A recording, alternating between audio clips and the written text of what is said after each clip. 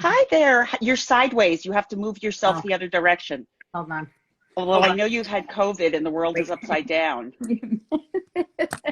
You know me and my tech savvy. Hold on. You Give me know, for those who a don't minute. know, while she's getting herself set, I'm going to preface this first. You'll notice I'm outside. I am so excited. So even though the lighting's not great for me, for you're seeing me, I am very excited to be able to be doing this outside. And I'm doing this outside, so I'm now not bothering or taking up space for anyone inside, which is why I am wearing my favorite daughter t-shirt. Now, the fact that I'm the only daughter in this crowd, there are daughter-in-laws and things, I don't have a lot of competition, but I'm a pretty fabulous daughter to begin with. Now, meanwhile, as Ellen does some, it's almost like gymnastics there.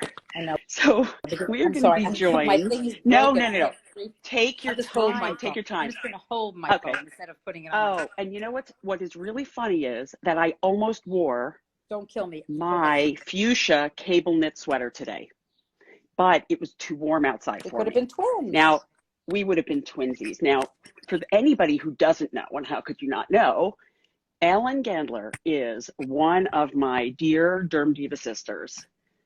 Fabu, There we go. Look. dermatologist, cosmetic derm. Look how cool she is. Now I have In New York City.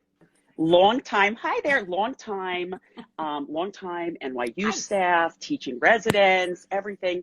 And what she is known for, if you thought that I was straightforward and pretty honest and open with my opinions, I seem like a closed book compared to Ellen, which is one of the reasons we get along so well. And we're saying hello to another Derm Diva sister, Marmer, who's one of our colleagues who is already in the trenches treating skin cancers.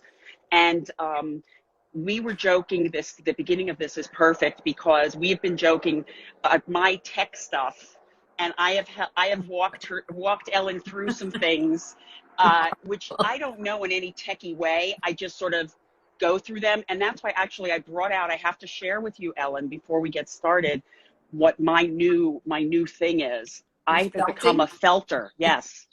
Here is the latest. It's a llama. Okay, he kind of looks a little like a donkey, but he's a llama. And there's the llama. And I have just, because we love our instruments and everything, of course, now that I have felted three things, my little guy, and I added, his face needed a lot of more, he needed happiness. And then his sidekick. Kill me. So I actually, because I love instruments and everything being right, I just ordered from Amazon like more felting tools because I needed the tools so I can start making things. But meanwhile, this warms my heart because seeing you looking healthy and glowy, it does my heart good. I'm such a little old lady now that it does me good because me too. You went through COVID. And you are someone who is not, you are not like a complainer. You're also not an irresponsible person who was going around, letting people cough in your face.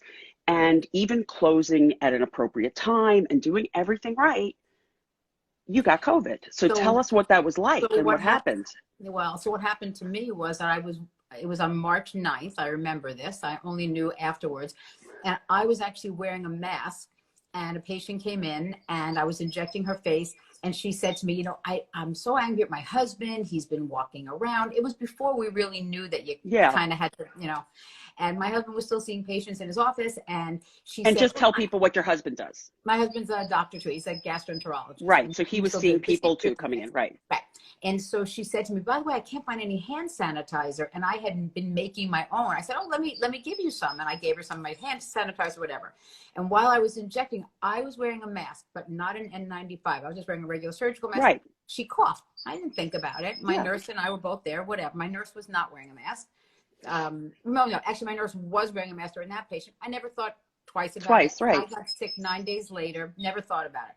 And about 2 weeks later, the patient contacted me and said, can you tell me how to make that hand sanitizer? I really need it now because my husband is in the ICU intubated and I'm sick.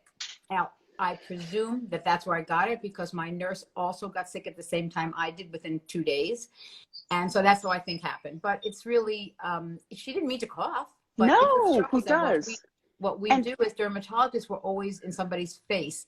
And that's why it's going to be so important for us to be protected and for the patient to be protected and to change how we practice. It'll be a little different for things like skin cancer checks and such, because we're not up so close. But patients have to know that this is going to be a different normal. It was not fun. I was one of the lucky ones. I managed not to go. Explain. I'm just, by the way, waving to Airtight, one of our suppliers of our lovely tools and things there, who came on and smiling. I don't even know how to know whether people. Yeah, I'm just looking and smiling. But tell me, what did it feel like when it started, and how? And it must have been very scary. Well, the thing wasn't, I didn't know I had it because it was early, before people knew that a loss of taste and smell was the sign. And maybe 2 days before I got really sick, I couldn't taste or smell. And I said to my husband, he could feed me Angie's dog food and maybe I could lose some weight because I can't taste anyway. That's so and I had bizarre. what I thought was a terrible sinus infection and a horrible, horrible headache like I've never had. So I thought I really maybe needed antibiotics, whatever. But anyway, and then 2 days later, I got very, very sick. I had like 103 fever and I fainted and it was not good. And I had, it was bad. But anyway, now, here I am. At that point, were you had left the city and you were up in the Berkshires, thank goodness. Yeah. Right. We left the city and I got sick the next day. We left on Friday, I got sick Saturday night. I just felt horrible. And then I stood up, my fever was 103 and I fainted. And that was when this whole thing started. So it was. And you were in bed, like really sick for what, 10 days more? I mean, you were. Like more, 2 weeks. Yeah. I literally, my fever didn't break for 2 weeks.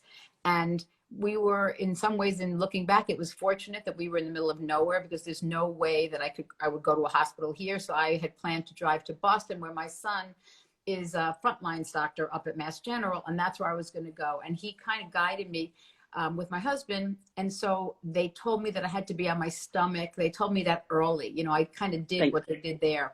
And that's how I managed. And for those who don't know, so her son, we're talking about Ellen's son, he's a cardiology fellow at Mass General, correct? And he was, and every time information came out, it was always like, oh yeah, my son's was involved in that, or his friend was involved with that, or he's right there. He's on the COVID task force. Exactly. So I know for us, who know you and who you shared these things with, we were hanging on to every bit of information to try to say, well, at least people are trying to understand this and there's going to be science, but it also had to be scary. Now, what's interesting, he's the one who said to you, don't go get tested. Don't bother. You've got it.